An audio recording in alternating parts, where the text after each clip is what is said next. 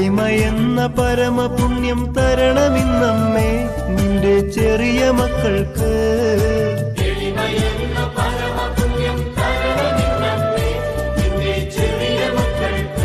നിന്റെ ചെറിയ മക്കൾക്ക്, നിന്റെ ചെറിയ മക്കൾക്ക്.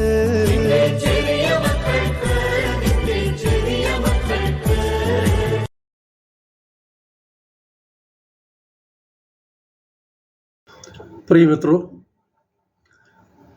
आज 15 अगस्त है। माता मरियम के स्वर्गारोहण का पर्व है। आज खुशियां मनाना इसलिए भी उचित है कि हमारी मातृभूमि का स्वतंत्रता दिवस भी आज मनाया जाता है। प्रभु ने अपने स्वर्गारोहण के पहले शिष्यों को आदेश दिया था कि वे पवित्र आत्मा के इंतजार में यरूशलेम में ही रहे। शिशु ने उस आज्ञा का पालन किया और माता मरियम के साथ प्रार्थना में लीन रहे। प्रभु के स्वर्गारोहण के बाद शिशुगण माता के इर्द गिर्द रखने का उदाहरण यही मिलता है। गुरु की अनुपस्थिति में मार्गदर्शन के लिए वे माता की ओर देखते थे।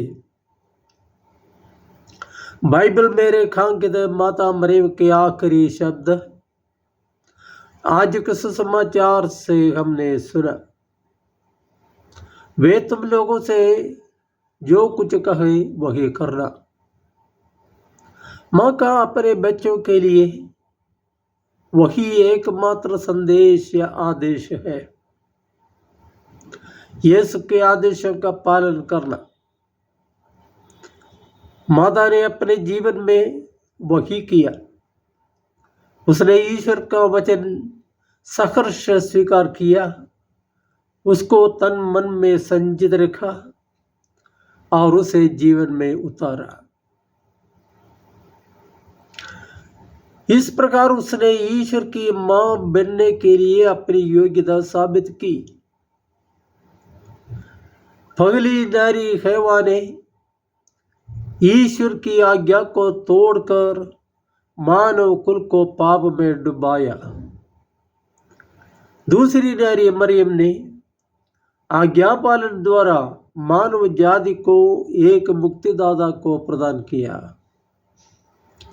संसार की सृष्टि से पहले ईश्वर ने जाना कि मरियम अपने स्वतंत्र मन से ऐसा करेगी, इसलिए ईश्वर ने उसे प्यार किया, पुत्र की मां के रूप में चुन लिया और सब वरदानों से उसे सजाया। ईश्वर ने मरियम को अपवित्र होने नहीं दिया। एक पल तक भी यदि वो शैतान के अधीन होती तो वो परम पावन ईश्वर पुत्र की मां, शैतान का सिर कुचलने वाली स्त्री नहीं बन सकती थी। इसलिए अपने पुत्र की योग्यता के कारण जन्म के प्रारंभ से ही वो पवित्र रही। प्रभु के स्वर्गारोहण के बाद माता मरियम प्रेरितों और आदि कलीसिया को मार्गदर्शन और प्रोत्साहन देती रही और इस धरती पर अपना कार्य पूरा होने पर अपने परम प्रिय पुत्र से जा मिलना चाहा और ईश्वर ने उसे सशरीर स्वर्ग में बुला लिया।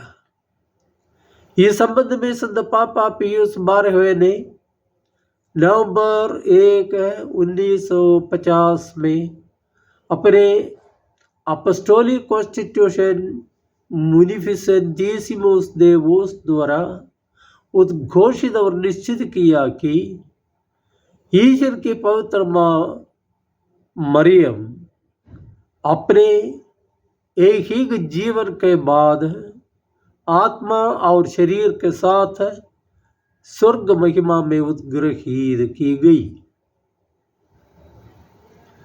मरियम सदा स्वतंत्र रही, कभी गुलामी में न रही। हम लोग तो पाप में, गुलामी में ही जन्मे हैं। बपतिस्मा द्वारा हमें पाप की गुलामी से आज़ादी मिल गई है। इस आज़ादी को बनाए रखने के लिए 7 संस्कारों के अंगरक्षकों को ईश्वर ने हमें दिया है। जब हम इन अंगरक्षकों की सेवा नहीं लेते हैं तो शत्रु हम पर हावी होते हैं और हम पाप में गिर जाते हैं। इच्छा शक्ति से ईश्वर पर भरोसा रखते हुए ही हम जीवन को सफल बना पाएंगे। इस कृपा के लिए माता मरियम से हम प्रार्थना करें। हमारे देश की स्थिति विचित्र है। कर्मठ और आदर्शवादी नेताओं के बलिदान से ही हमें विदेशी शासन से आज़ादी मिली। देश की भौगोलिक, आर्थिक, राजनीतिक, सांस्कृतिक आदि सभी प्रकार की आज़ादी को बनाए रखने के लिए आवश्यक नियम कानून को उन्होंने बना के दिया। लेकिन भ्रष्टाचार, भाई भतीजेवाद, सांप्रदायिकता, विघटनवाद, आतंकवाद, धर्म की राजनीति आदि के उन नियमों का लगातार उल्लंघन ही होता रहता है। परिणाम स्वरूप देशवासी अनेक प्रकार से अस्वतंत्र रहते हैं। अपने देश की उन्नति और उत्कर्ष के लिए इच्छा शक्ति वाले तथा सही दर्शन वाले राजनेताओं और शासकों की आवश्यकता है। इस अनुग्रह प्राप्ति के लिए हम ईश्वर से विनती करें। जय यीशु।